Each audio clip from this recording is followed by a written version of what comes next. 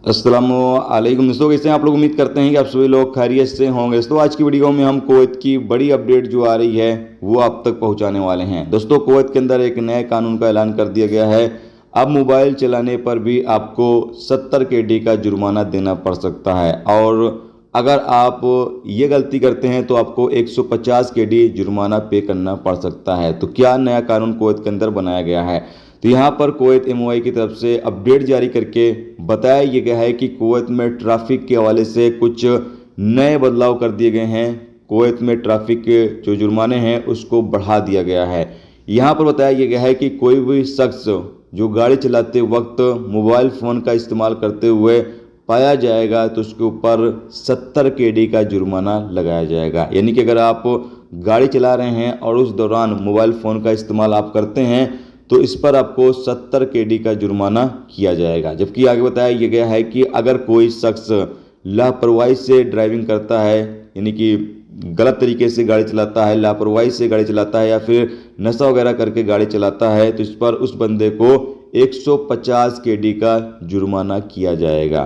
तो कुवैत के अंदर जितने भी लोग ड्राइवर हैं, ड्राइविंग करते हैं, वो इस चीज़ का ख्याल जरूर रखें कि मोबाइल फ़ोन का आपको गाड़ी के दौरान इस्तेमाल नहीं करना है। जिस दौरान आप गाड़ी चला रहे हैं उस दौरान मोबाइल फ़ोन का इस्तेमाल नहीं करना है, और लापरवाही से भी आपको ड्राइविंग नहीं करना है।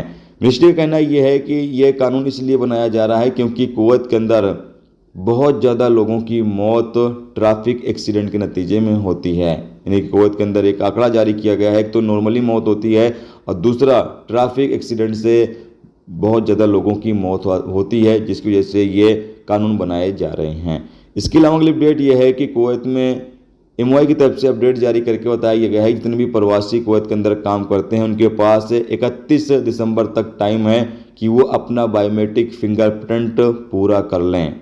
अगर वो ऐसा नहीं करते हैं तो बाद में उनका जो भी लेन देन है, बैंक अकाउंट है या सिविल ID वगैरह है, वो तमाम रद्द कर दी जाएगी, या यूँ कह लें कि वो तमाम काम नहीं करेगा जब तक आप अपना बायोमेट्रिक फिंगरप्रिंट नहीं देंगे।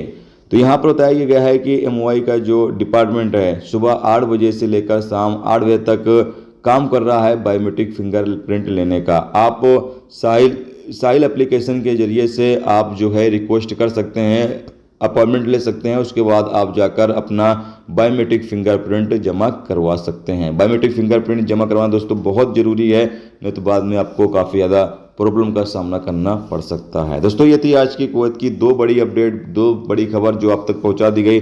उम्मीद करता हूं ये जानकारी आपको अच्छी लगी हो। अच्छी लगी है तो प्लीज़ दोस्तों वीडियो को लाइक करके जरूर जाएं, और जो मेरे दोस्त चैनल पर नए हैं उनसे गुजारिश है प्लीज़ चैनल को भी सब्सक्राइब जरूर कर लें। वीडियो देखने के लिए बहुत बहुत शुक्रिया। मिलते हैं नेक्स्ट टॉपिक के साथ।